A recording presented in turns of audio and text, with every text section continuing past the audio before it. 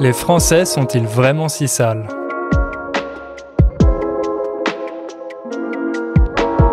Salut à toutes et à tous, salut Ingrid. Salut Hugo, comment tu vas? Ça va et toi? Ça va, hein? Alors, est-ce que tu as pris une douche aujourd'hui? Oui. Et toi? Oui, donc on fait partie des Français qui prennent leur douche. Bon, on ne sait pas si c'est tous les jours, mais en tout cas, aujourd'hui, oui. Toi, tu es plutôt douche le matin ou le soir? Ça dépend, mais avec le télétravail, parfois c'est douche au milieu de la matinée, après avoir travaillé un peu en pyjama d'abord. Ah, tu fais partie de la team pyjama, matinée en pyjama. Et toi? Moi, ça dépend plus du sport. Donc, en général, parfois je vais courir le matin en me levant avant le petit déjeuner. Donc là, je prends ma douche après. Parfois, je fais mon sport aussi, comme toi, plutôt en fin de matinée. Donc là, je prends ma douche en fin de matinée. Mais je suis plutôt du matin en ce qui concerne les douches. Très bien. Alors pourquoi on parle de ça aujourd'hui? Un peu bizarre? Oui, c'est vrai. Bon, bah, vous avez sûrement compris avec ce titre qu'on va parler d'hygiène aujourd'hui et en particulier de l'hygiène de nos compatriotes. Alors, on a hésité sur le titre. On avait aussi pensé à pourquoi les Français puent.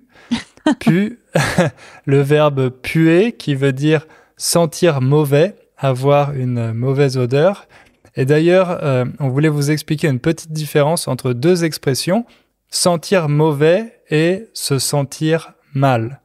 Alors, Ingrid, est-ce que tu peux expliquer la différence? Alors, c'est deux expressions qui ne veulent pas du tout dire la même chose et il faut donc éviter de les confondre.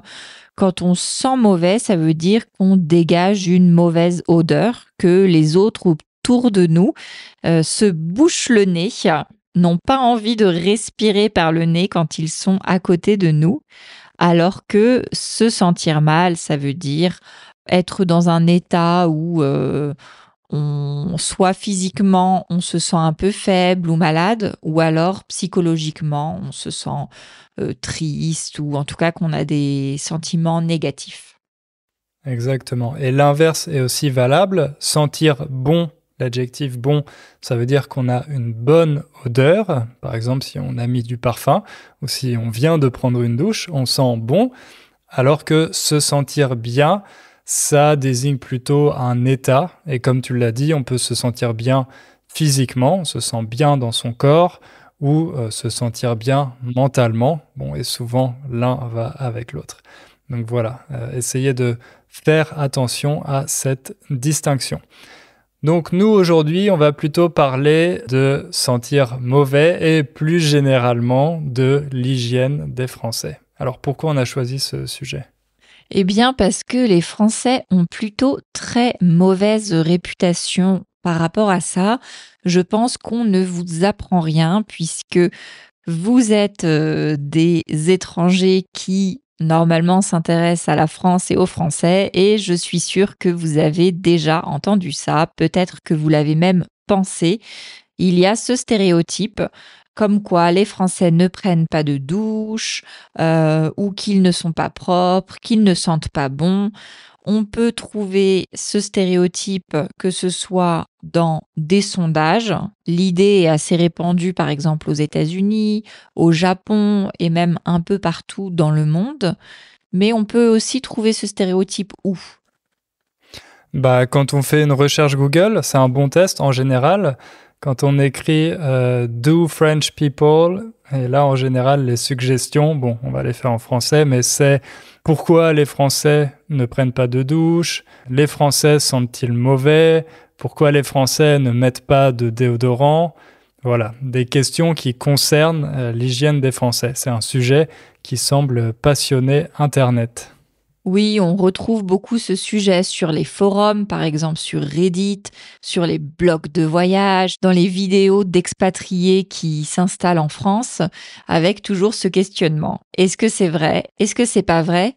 Et notamment, beaucoup de personnes pensent que les Français, au lieu de prendre des douches, se parfument, mettent du parfum, et que donc le parfum, ça sert à masquer les mauvaises odeurs. Oui, c'est vrai, la France est connue pour être le pays du parfum et plus généralement des produits cosmétiques. On a de très grands groupes industriels qui produisent et vendent des produits cosmétiques dans le monde entier. Bon, on va pas forcément les citer dans cet épisode, mais vous voyez à qui je pense. Et ça rend ce stéréotype encore plus étrange, ce contraste entre la réputation des Français qui auraient une mauvaise odeur et plus généralement une mauvaise hygiène, et de l'autre côté, la France comme pays du raffinement. Ça veut dire le raffinement, c'est une sorte de sophistication, d'élégance. Donc la France, pays du raffinement, du parfum, de la mode et du luxe. Mais voilà, il y a cette idée que si on s'y connaît aussi bien, c'est parce que on veut éviter la douche. Exactement. Pourtant, c'est plus cher, je pense, de s'asperger de parfum que de prendre une douche. Ah bah c'est sûr, mais ça prend moins de temps. C'est vrai, effectivement, ça prend moins de temps. Toi, est-ce que, comme tu as beaucoup voyagé, est-ce que lors de tes voyages, tu as rencontré des personnes qui peut-être t'ont posé des questions à ce sujet ou qui avaient ce stéréotype vis-à-vis des Français? Oui, malheureusement, énormément. J'ai beaucoup entendu ça. Donc quand j'ai voyagé, notamment en Amérique du Sud, c'est là où j'ai passé le plus de temps, les gens me posaient des questions, par exemple, sur l'accès à l'eau. On m'a beaucoup dit que, apparemment, en France, l'eau, ça coûte très cher, donc vous devez limiter les douches, ce qui fait qu'il y a beaucoup de personnes qui se douchent seulement, une fois tous les 2 jours ou une fois par semaine. Voilà, il y avait cette idée. J'ai beaucoup entendu de stéréotypes par rapport aux odeurs, des personnes qui avaient voyagé et qui trouvaient que effectivement il y avait des odeurs corporelles en France. Qu'est-ce qu'on m'a dit d'autre? Comme odeur corporelle, on peut citer là encore un mot de vocabulaire important, la transpiration. Donc la transpiration, cette odeur corporelle que notre corps produit en général quand on fait un effort physique ou alors quand on est très stressé, eh bien on transpire. Et c'est une odeur qui en général est assez désagréable, bien que ça dépende beaucoup des personnes. Et on peut dire sueur aussi, La suer. sueur, c'est vrai. Mhm. Et c'est vrai que concernant la transpiration, j'ai par exemple entendu dire par des Sud-Américains en Europe que les déodorants chez nous n'étaient pas assez efficaces. Et là, je pense que je peux souligner une différence que j'ai remarquée, c'est qu'on n'a pas forcément les mêmes critères de ce qui est considéré comme sale ou pas. Si c'est naturel et que c'est pas horriblement désagréable, peut-être que c'est un peu plus toléré, alors que en Amérique du Sud, les gens prennent plusieurs douches par jour pour éviter d'avoir la moindre odeur et peut-être mettre un peu moins de parfum, effectivement. Et aussi, je voulais raconter une petite anecdote, peut-être qu'on en Ah, reparlera un peu après, mais aussi en Asie, j'ai découvert que certaines personnes en Asie, notamment il me semble beaucoup en Chine, en Corée, il y a pas mal de personnes voilà, en Asie du Sud-Est qui ont un, une différence génétique par rapport à nous et qui ne sentent pas du tout, leur transpiration ne sentent pas. Voilà, j'ai rencontré une fille qui m'a dit que on pouvait mettre le nez dans sa chaussure, même si elle allait courir ou qu'elle passait toute la journée ou des mois à mettre ses chaussures, jamais il n'y aurait d'odeur. Donc, bon, là, on peut pas rivaliser avec ça, c'est sûr. c'est vrai. Donc ça, il n'y a pas de gène français, ou en tout cas s'il existe, on ne l'a pas Non. encore découvert, mais c'est vrai qu'il y a des différences génétiques en fonction des différentes parties du monde. Donc nous, malheureusement, en France, on a ce gène qui fait que notre sueur, notre transpiration ne sent pas toujours très bon. Mais c'est pas spécifique aux Français et tu vois, en Amérique du Sud, je pense que s'ils ne faisaient pas autant attention, ce serait la même chose. C'est vrai. Toi, tu as entendu des choses quand tu étais à l'étranger ou quand tu as rencontré des étrangers? Oui, mais moi, peut-être par politesse, les gens me parlaient plutôt de l'odeur dans les villes, notamment à Paris. Ça, on va en reparler un peu plus tard dans l'épisode, mais c'est vrai que j'ai souvent entendu dire que Paris est une ville qui pue, que ça sent mauvais, en particulier dans le métro. Et là-dessus, c'est vrai que c'est difficile à nier. Et les Français et les Parisiens sont les premiers à s'en plaindre.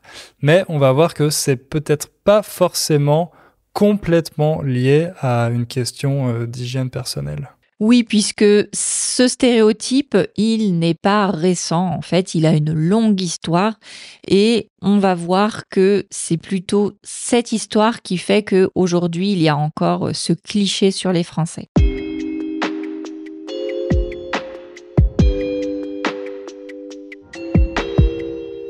Alors, pour commencer ce petit voyage historique, je vous propose de nous intéresser à la question de l'eau. Parce qu'évidemment, l'eau et son utilisation, c'est lié à la question de l'hygiène.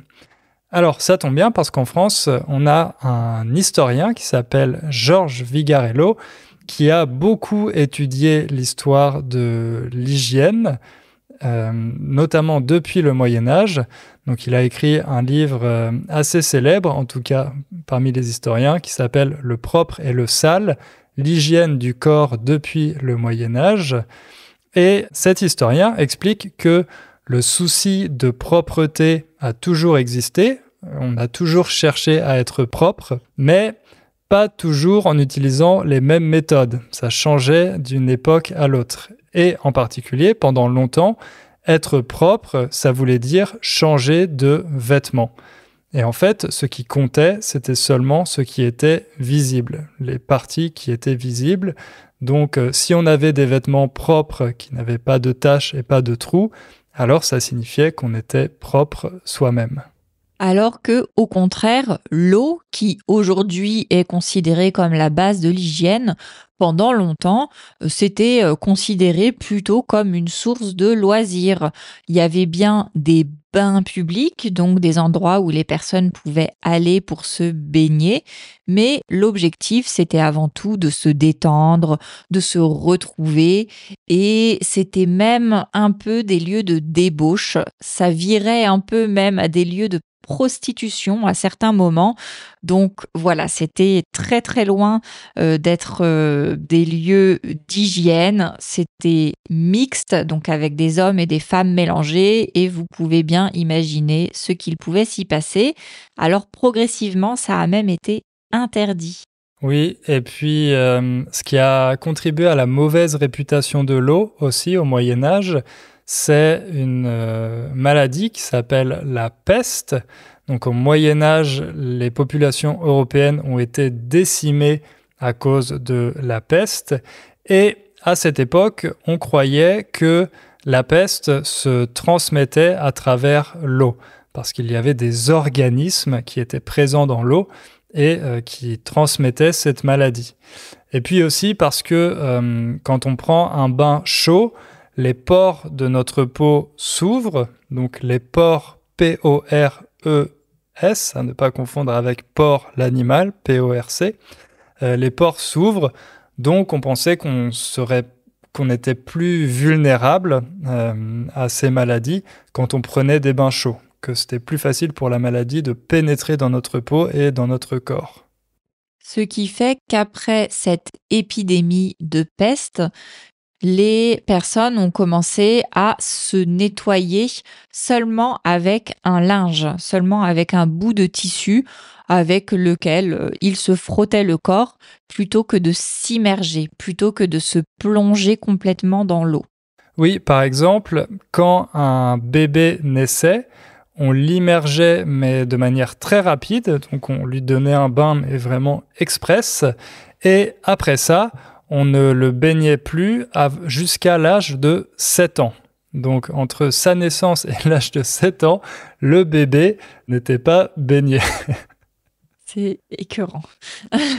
Mais ça, alors, Georges Vigarello, lui, il a étudié l'histoire de l'hygiène plutôt au niveau européen. Donc, dans tout ce qu'on vient de raconter, il n'y avait pas forcément beaucoup de différences d'un pays à l'autre. D'ailleurs, les pays n'existaient pas encore, c'était plutôt des royaumes. Mais voilà, ça c'était plutôt ce qui concerne les pratiques hygiéniques au Moyen-Âge et jusqu'à la Renaissance. Donc, on l'a dit, à partir de la Renaissance, on commence à se frotter avec un linge pour se laver et on commence à estimer aussi que la propreté se définit plutôt par la mode, par les convenances, donc par la manière dont on va s'afficher. On montre qu'on est propre avec ses cols de chemise ou en se badigeonnant le corps de parfum. Et là, eh bien, on arrive à la réputation plutôt française, puisque très vite, il y a une personne centrale en Europe qui va faire les modes, et cette personne, c'est Louis XIV, le grand Louis XIV, le roi soleil, celui du château de Versailles.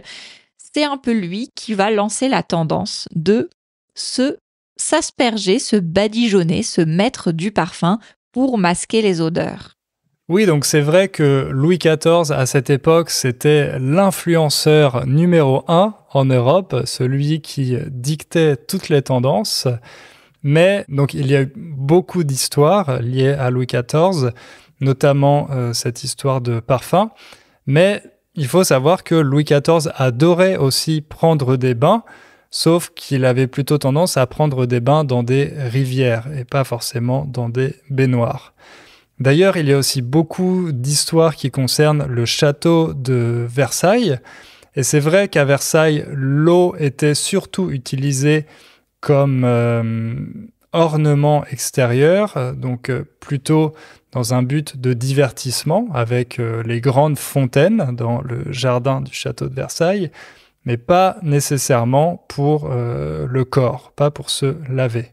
Et on entend aussi souvent dire qu'il n'y avait pas de toilettes au château de Versailles et que ça sentait très mauvais dans ce château. On entend par exemple que les nobles urinaient ou déféquaient dans tous les coins du château. Donc uriner, ça veut dire faire pipi, et déféquer, faire caca. Voilà, beaucoup de vocabulaire important. On pensait pas dire ça dans le podcast un jour, non? Entendre Hugo voilà. dire faire caca. Voilà. Mais bon, il faut que vous appreniez aussi ces expressions. Donc uriner et déféquer, ça c'est les verbes, on va dire, plus formels. Donc voilà, il y avait toutes ces histoires et on imagine que ça devait sentir très mauvais au château de Versailles. Mais les historiens ont rétabli la vérité. En fait, il y avait bien des toilettes publiques au château de Versailles, même si c'est vrai qu'il n'en avait pas énormément, compte tenu de la taille du bâtiment. Et il existait aussi ce qu'on appelle des chaises de... J'ai perdu le terme. Je croyais que c'était des chaises percées, mais tu dis que c'est chaises de... Oui, des chaises percées, c'est ça. Donc percées, ça veut dire avec un trou. Des chaises percées qui étaient l'ancêtre des water closets, des toilettes. Mais on les appelait aussi des chaises de propreté. Donc ça, il y en avait dans les chambres pour que les nobles puissent les utiliser. Et donc pour finir sur cette partie, ces histoires, elles ont principalement été inventées après la Révolution pour discréditer l'Ancien Régime et pour se moquer des nobles de l'Ancien Régime. Et c'était bien mérité puisque pendant longtemps, les nobles avaient tendance à considérer que les plus pauvres étaient sales parce qu'ils n'avaient pas ces parures dont on parlait, parce qu'ils ne pouvaient pas avoir les cols de chemise, ils ne pouvaient pas avoir les parfums, alors que finalement, ils étaient tous aussi sales les uns que les autres. Alors, on avance un peu dans notre voyage historique pour arriver au 19e siècle. Et là, c'est vrai qu'on assiste à un tournant, un grand changement. Alors, qu'est-ce qui se passe, Ingrid, au 19e siècle ? Eh bien, on a un personnage qui s'appelle Louis Pasteur qui fait son apparition et avec ses travaux, il y a un véritable renversement.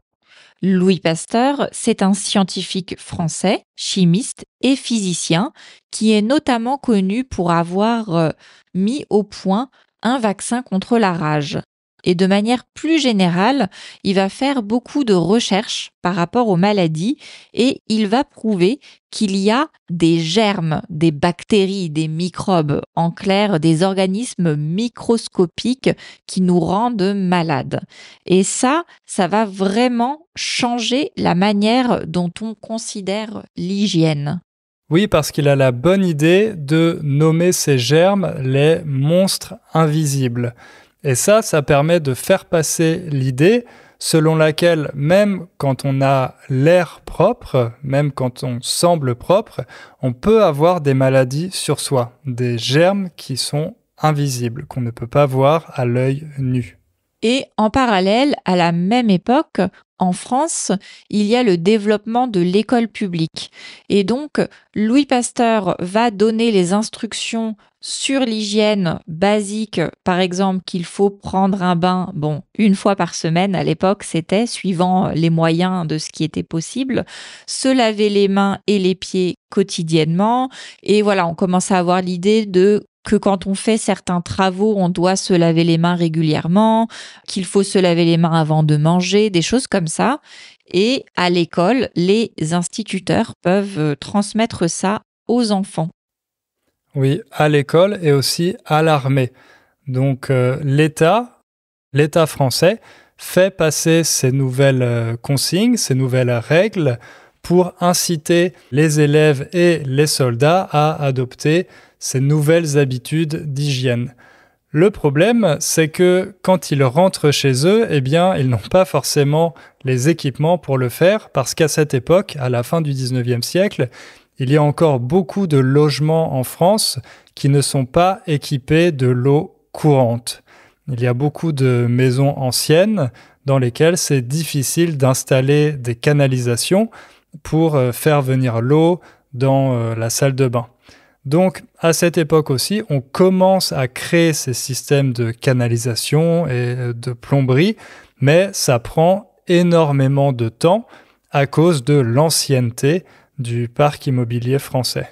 Donc, il va y avoir, à partir de ce moment-là, des différences suivant les pays, puisque c'est l'époque où tous les pays commencent à entreprendre des grands travaux et à faire passer des messages sur l'hygiène, mais forcément, pour certains, c'est un peu plus long que pour d'autres, sans compter que on n'a pas les mêmes organisations politiques. Par exemple, la France a toujours été très centralisée, donc c'est plus difficile de faire des travaux dans chaque région. Et puis, bien sûr, on n'a pas tous été touchés par les mêmes guerres, on n'a pas tous été attaqués sur le territoire de la même manière, ce qui fait que la France, pendant un certain temps, a été assez à la traîne, en retard par rapport à d'autres pays, par exemple la Suisse, qui ne fait pas la guerre, tout le monde le sait, a pu avoir des Allez, bonnes un canalisations. petit tacle pour les Suisses. Bah non, mais tant mieux pour eux, c'est très bien. Ils sont riches et en paix, Et donc forcément, ils peuvent avoir des bonnes infrastructures. Je sais aussi qu'au Royaume-Uni, du fait d'être une île en Angleterre, il y a eu aussi des choses qui ont été mises en place un peu plus vite, ce qui fait que même si au Moyen Âge, à la Renaissance, on était un peu tous logés à la même enseigne, c'est-à-dire on était tous au même niveau. Après, il a commencé à y avoir des disparités. Pour la France, c'était pas top. Pour l'Espagne et l'Italie non plus. c'est vrai, mais comme tu l'as dit, dans les chiffres qu'on a trouvés, au niveau des installations, des canalisations, des salles de bain, on était un peu plus avancé que l'Espagne et l'Italie, mais loin derrière la Suisse, l'Allemagne, le Royaume-Uni et aussi les États-Unis. Donc, la situation s'est progressivement améliorée pendant la seconde moitié du XXe siècle grâce à la reconstruction du pays après la guerre, à la construction de nouveaux logements et en particulier des logements sociaux, donc des logements accessibles pour les milieux populaires.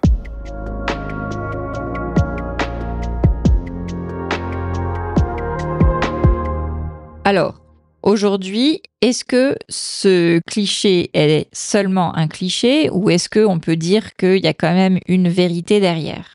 Comme on l'a vu, il y a des facteurs historiques qui expliquent le retard que les Français ont pris dans les pratiques hygiéniques, mais il faut savoir que ce stéréotype est aussi lié à une guéguerre culturelle qu'on a eue pendant longtemps avec le Royaume-Uni, puis plus récemment avec les États-Unis. Quand on dit une guéguerre, ça veut dire une guerre qui n'est pas très sérieuse, une petite guerre, une guerre qui est un peu ridicule, une guéguerre. La France a eu pendant très longtemps donc une guéguerre avec l'Angleterre, même s'il y a eu aussi des vraies guerres entre les deux pays. Il y a toujours eu un petit peu de la moquerie, des clichés les uns sur les autres, des blagues qui sont faites aux dépens des autres. Et donc, au XIXe siècle, les visiteurs nobles anglais qui se rendaient en France étaient choqués par l'absence de réseau d'eau courante dans les maisons. Comme je vous l'ai dit, ils ont été un petit peu en avance sur nous et donc, ils en ont profité pour inventer un cliché qui perdure jusqu'à aujourd'hui. Parce qu'il y avait un vrai contraste. Ça n'a pas duré longtemps, mais vraiment, quand les Anglais venaient en France, les Français avaient l'air très sales. Ils n'étaient pas aussi raffinés. Tu as déjà expliqué tout à l'heure, élégants, propres sur eux finalement, que ce que les Anglais pouvaient croire en se fiant à la mode, au parfum, aux arts, etc. Ouais. Oui, c'est vrai que ça fait un stéréotype vraiment intéressant quand on s'intéresse à ce contraste entre le parfum, les parfums parisiens d'un côté et l'hygiène des Français de l'autre. C'est vrai que ça fait une bonne histoire, donc c'est pas étonnant qu'elle soit devenue populaire, mais on peut dire qu'elle a été encore renforcée un peu plus tard au XXe siècle à cause des soldats américains. Pendant la Première Guerre mondiale, beaucoup de soldats américains ont débarqué en France et souvent ils étaient stationnés, ils étaient logés à la campagne dans des fermes. Autrement dit, là où les pratiques hygiéniques étaient les moins avancées et les moins répandues. Beaucoup de ces soldats américains vivaient en ville aux États-Unis et là ils se retrouvaient dans la campagne française, donc forcément ils étaient un peu surpris ou déçus par la qualité des infrastructures, on pourrait dire, et souvent par l'absence tout simplement de salle de bain. Et une autre explication, c'est que autour d'eux, ils avaient l'impression que les Français qu'ils côtoyaient, les Français avec qui ils avaient des interactions, eh bien, ils essayaient de profiter d'eux, de les arnaquer, de leur vendre des choses plus chères qu'elles ne valaient, etc. Donc voilà, ils étaient, en plus, la plupart des soldats américains étaient là contre leur gré. Ils n'avaient pas spécialement envie d'être dans la campagne française, dans la boue, sous la pluie. Donc tout ça a contribué à cette mauvaise image qu'ils avaient des Français et de leur hygiène. Surtout que, au contraire, ceux qui étaient stationnés en Allemagne, apparemment, avaient des bien meilleures conditions de vie. Ça peut s'expliquer par plein de facteurs en termes de développement économique, mais aussi en termes culturels. On n'avait pas forcément la même histoire, la même religion. Il y avait beaucoup de différences entre la France et l'Allemagne, qui est un pays très très peu centralisé où les travaux se font beaucoup plus rapidement. Donc voilà, ce serait intéressant de se pencher dans un podcast pour apprendre l'allemand sur comment les Allemands ont réussi à développer d'aussi bonnes infrastructures. Mais c'est sûr qu'il y avait un contraste entre la France et l'Allemagne pour les soldats américains. Oui, et ce scénario s'est répété pendant la Seconde Guerre mondiale. Encore une fois, à partir de 1944, il y a eu beaucoup de GI américains stationnés en France, à la campagne. Et là aussi, ils trouvaient encore une fois que les Français étaient en retard en matière d'hygiène sur les États-Unis. Pour ça, on peut vous renvoyer aussi à notre vidéo sur le French bashing que j'ai publié sur YouTube il y a quelques années maintenant. Parce que c'est vrai que ce stéréotype, il fait partie des armes du French bashing. Il y a l'exemple de Pépé Le Pew, Pépé le putois en français, et j'ai appris que Pew, ce serait un jeu de mots en référence à pu, le verbe puer en français, on vous l'a dit, sentir mauvais. Donc voilà, ce serait Pépé le Pew, Pépé le Pew, le putois qui sent mauvais. Ah, d'accord. Ça veut rien dire en anglais, pew, comme ça. Peut-être que Il me semble aussi que c'est une façon de dire que quelque chose sent mauvais. On dit piou. Non, Ah, comme onomatope, je sais pas, je suis pas. En polonais, je sais qu'on dit ça quand quelque chose sent mauvais. ah Du ouais? coup, je confonds peut-être avec l'anglais. Mais bref, Bah, dites-nous en commentaire. ouais, vous connaissez sûrement ce personnage de cartoon, de dessin animé, qui est un putois prédateur sexuel. Et il faut savoir qu'il a été inventé en 1945, donc juste après la Seconde Guerre mondiale. Et pour les Américains et les Français, alors que pour nous, en France, Pépé le putois est italien. Il parle dans les dessins animés avec un accent italien. Alors ça, c'est pour les explications historiques sur comment le cliché, on va dire, s'est construit à partir de réalités et aussi de guéguerre. Mais qu'en est-il aujourd'hui? Alors c'est un peu difficile à dire, mais on a quand même quelques sondages qui permettent de savoir comment est l'hygiène des Français. Moi, j'avoue qu'en voyant les sondages, je suis assez surprise parce que bah c'est pas top top quoi.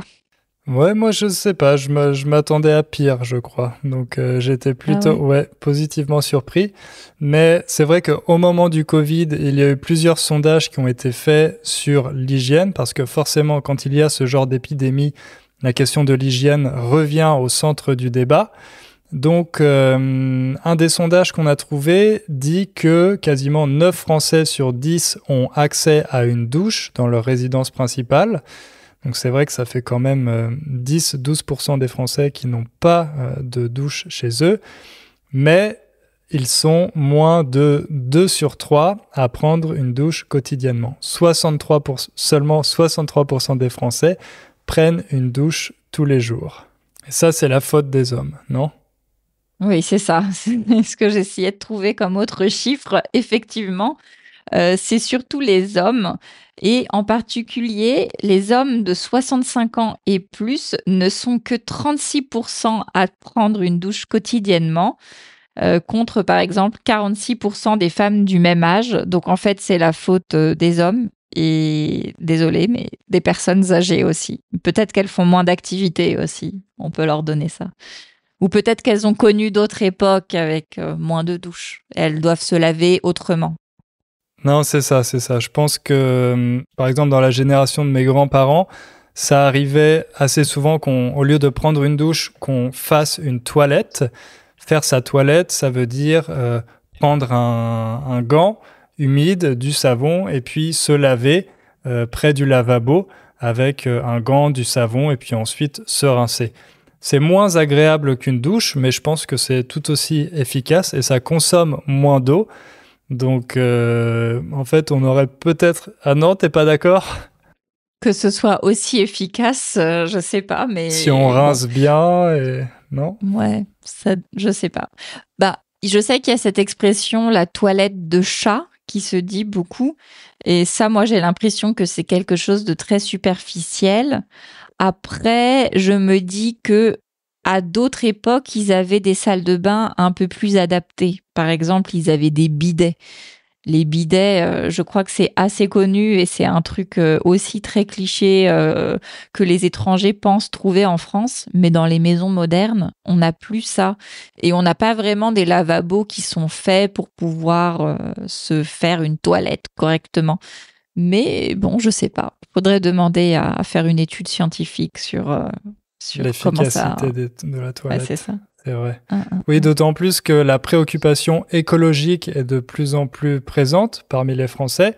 On essaye de prendre des douches qui durent moins longtemps, peut-être d'en prendre moins, d'utiliser moins de produits cosmétiques, des déodorants plus naturels qui donc peut-être n'ont pas autant de parfums et qui ne sont pas aussi efficaces. Et ça peut aussi contribuer à peut-être des odeurs qui ne sont pas toujours très agréables.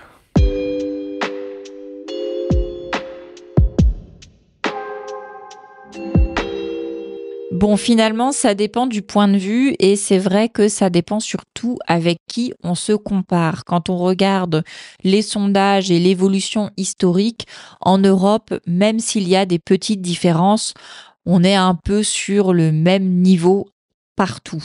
Par contre, il y a des vraies différences d'un continent à l'autre. On a vu les stéréotypes, aujourd'hui, ils viennent souvent des États-Unis, mais aussi les Français et les Européens en général, en fait, ont cette réputation en Asie, en Amérique du Sud. Voilà, c'est quelque chose qui touche plutôt tout le continent. Et là, c'est peut-être un peu subjectif, mais moi je pense qu'il y a certaines différences culturelles, effectivement, qui peuvent venir du climat. Dans certains pays, ils ont besoin de se laver 2 fois par jour à cause de l'humidité, à cause de la chaleur. Donc forcément, ils donnent l'impression d'être plus propres si on prend un chiffre comme ça brut. Il y a aussi des différences à cause du climat aussi, mais par exemple en France en hiver, il faut utiliser beaucoup d'eau chaude et ça donne froid de prendre une douche, donc peut-être qu'il y en a qui le font moins pour ces raisons.